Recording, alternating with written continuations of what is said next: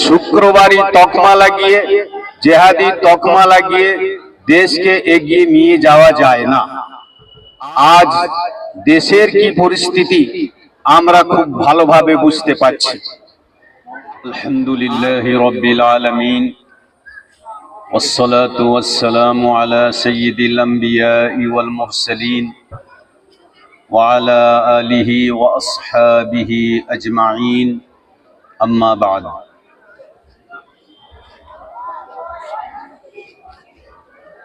قال الله عز وجل: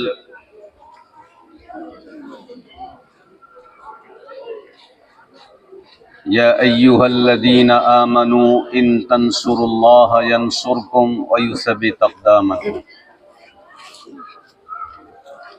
صدق الله العظيم.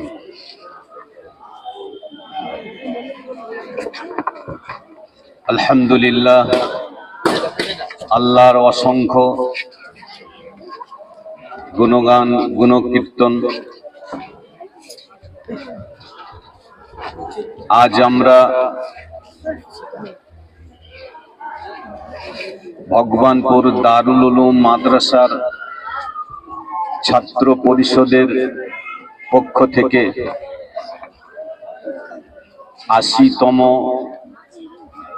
স্বাধীনতা দিবস উদযাপিত করা হলো।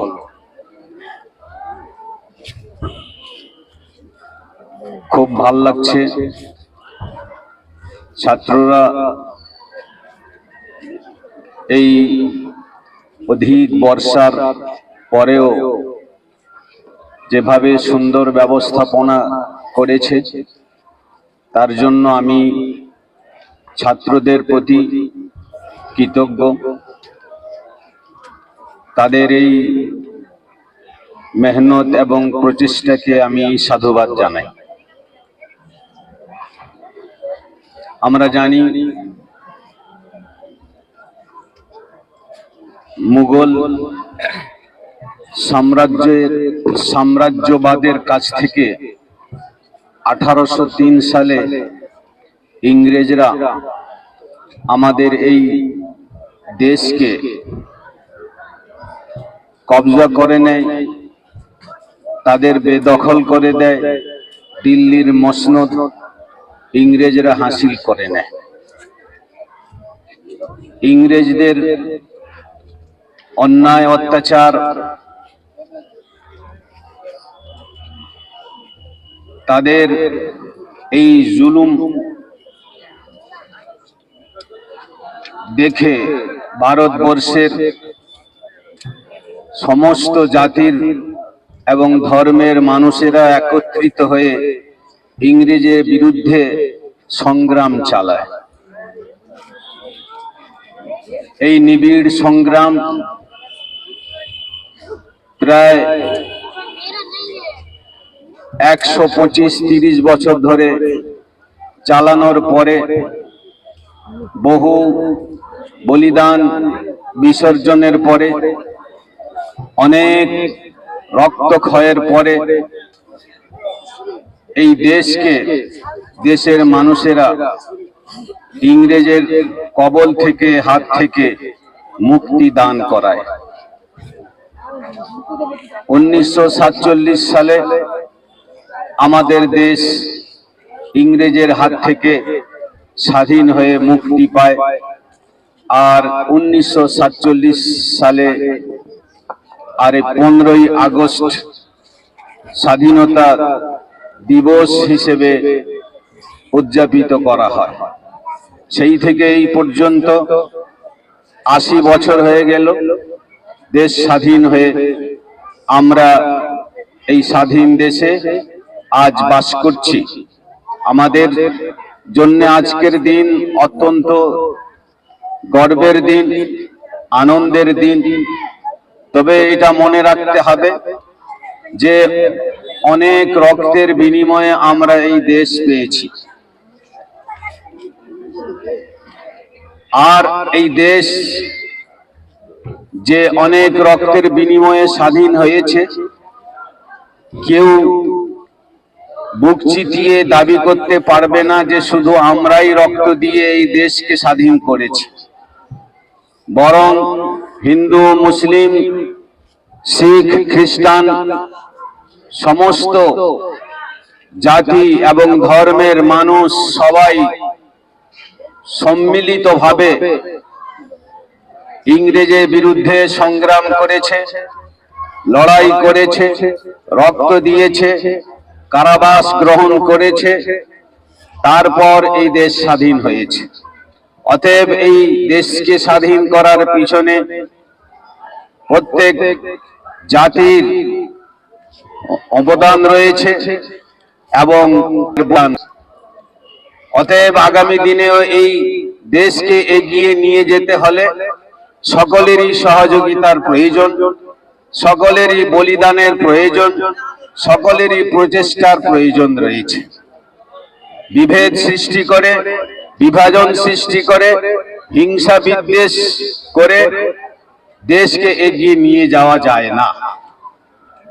শুক্রবারই তকমা লাগিয়ে, জেহাদি তকমা লাগিয়ে দেশকে এগিয়ে নিয়ে যাওয়া যায় না। আজ দেশের কি পরিস্থিতি আমরা খুব ভালোভাবে বুঝতে পারছি।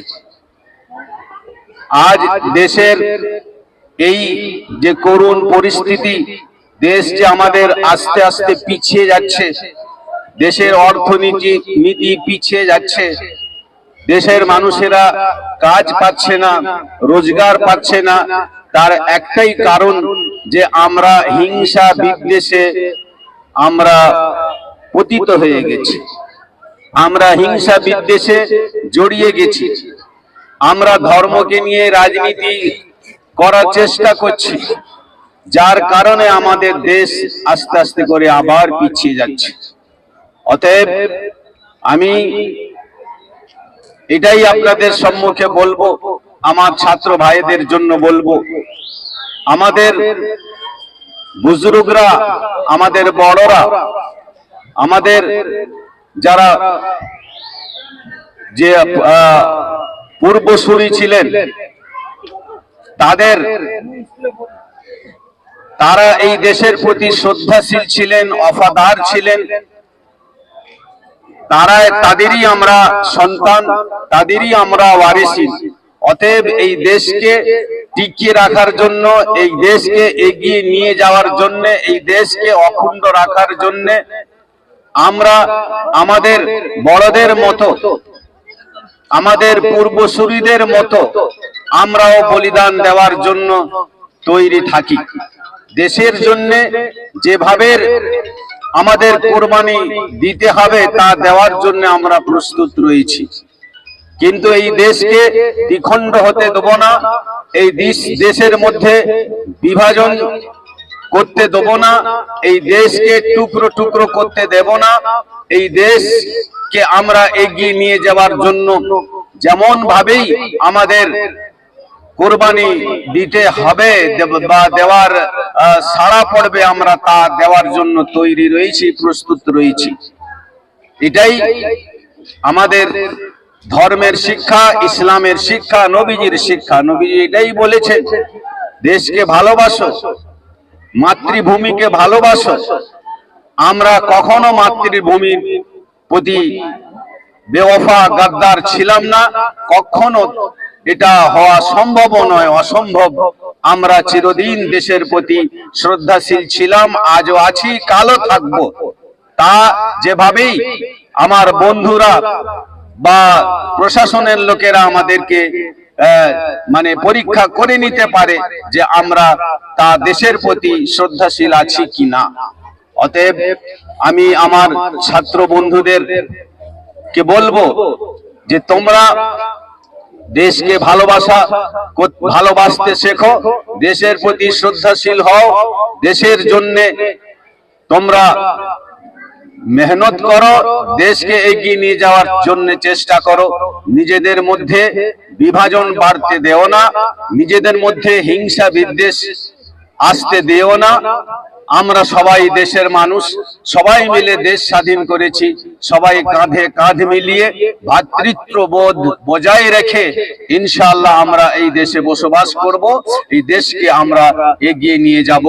এই দু চার কথা বলে, সম্প্রীতি ভালোবাসার কথা বলে, সবাইকে শুভেচ্ছা জানিয়ে, ভালোবাসা জানিয়ে, অভিনন্দন জানিয়ে এই স্বাধীনতা প্রাককালে মানে 15ই আগস্ট স্বাধীনতা দিবস প্রাককালে সকলকে আমি ভালোবাসা জানিয়ে আমার এই ক্ষুদ্র বক্তব্যকে শেষ করলাম। আশা করব আমরা সবাই ভালো থাকি, ভালো থাকবো ইনশাআল্লাহ।